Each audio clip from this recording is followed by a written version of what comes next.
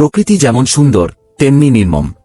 নদীর তীরে দাঁড়িয়ে এক মা বাঘিনী, তার চোখে মুখে চিন্তার ছাপ।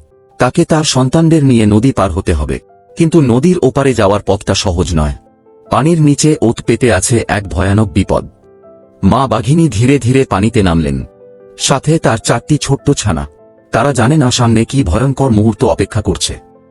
মা সতর্কভাবে চারপাশে নজর রাখছেন, কিন্তু ক্ষুধার্ত কুমিরের হাত থেকে কি রক্ষা পাওয়া সম্ভব?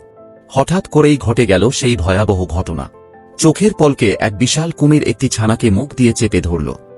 মা বাঘিনী অসহায় হয়ে তাকিয়ে দেখলেন, প্রকৃতির নিয়ম বড়ই নিষ্ঠুর। এখানে জীবন বাঁচাতে গিয়ে কখনো কখনো প্রিয়জনকে হারাতে হয়।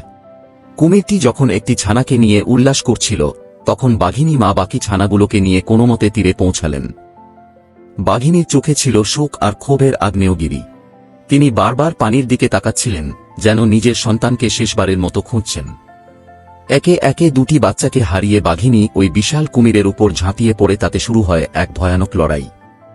কুমিরের চামড়া মোটা থাকায় বাহিনী বেশিক্ষণ লড়াই করতে পারল না।